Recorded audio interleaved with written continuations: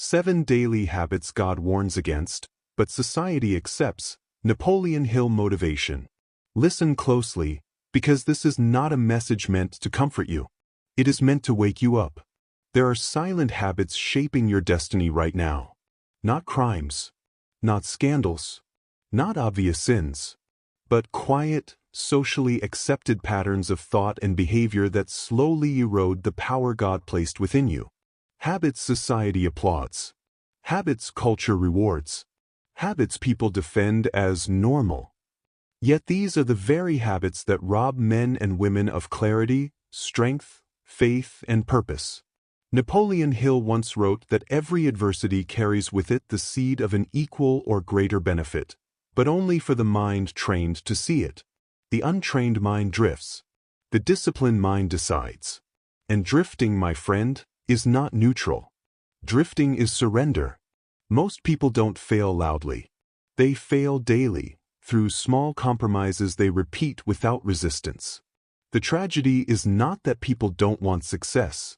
The tragedy is that they unknowingly practice habits that make success impossible. The first habit is subtle, polite, and praised everywhere. Habit 1. Living without definite purpose. Society tells you it's okay to figure things out later. To drift from job to job, relationship to relationship, belief to belief, never fully committing, never fully deciding. God warns against double-mindedness, because a divided mind is unstable in all its ways. Napoleon Hill called this the greatest cause of failure, the absence of a burning desire backed by a clear aim. When you wake up without purpose, the world assigns one to you. When you live without vision, you become an accessory to someone else's dream. Look at Edison, mocked thousands of times before the light burned bright. Look at Lincoln, defeated, ridiculed, buried in loss, yet anchored by a purpose larger than his pain. Purpose was not a hobby for them. It was oxygen. A purposeless life feels busy, but it produces nothing eternal. And then comes the second habit, equally accepted, equally destructive. Habit 2, emotional reactivity. Society calls it being real. God calls it a lack of self-mastery. Reacting to every insult, every headline, every comment, every fluctuation of circumstance is a sign the outer world controls your inner kingdom. Hill taught that mastery of self is the foundation of all achievement.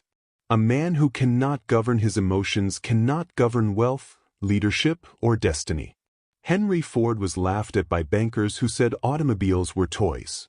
Walt Disney was fired for lacking imagination.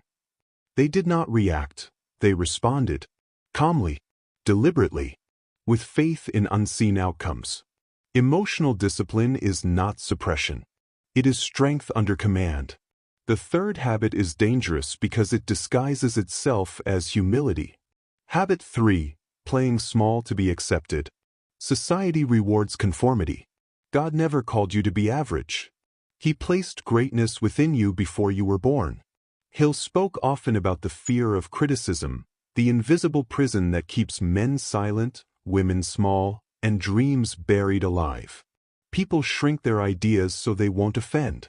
They mute their calling so they won't stand out. But every giant of history offended mediocrity by existing. Carnegie believed thoughts were things, and that bold thinking attracted bold outcomes. Playing small is not humility, it is fear wearing a polite mask. And fear, repeated daily, becomes a habit. The fourth habit feels responsible, even intelligent. Habit 4, constant worry disguised as planning. Society glorifies anxiety as foresight. God warns against it because worry is faith in the wrong direction. Hill taught that fear and faith cannot occupy the mind at the same time. One must go. Worry drains imagination. It paralyzes initiative. It creates exhaustion without effort. Look at those who built empires. They prepared, yes, but they did not live in fear of outcomes. They trusted principles. They trusted discipline. They trusted God's order. The fifth habit is so common it's almost invisible.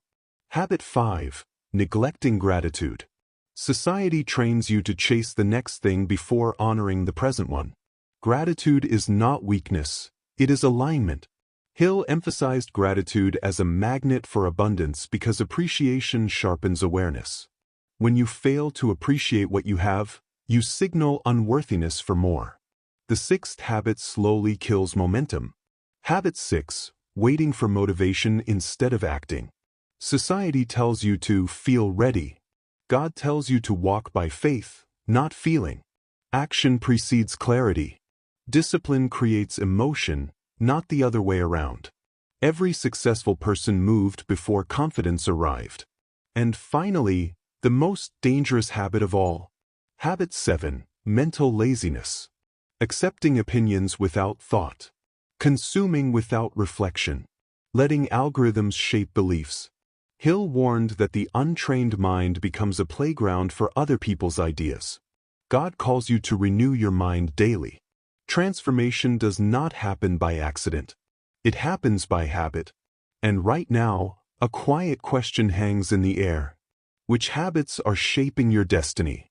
Do not answer quickly. Let it burn.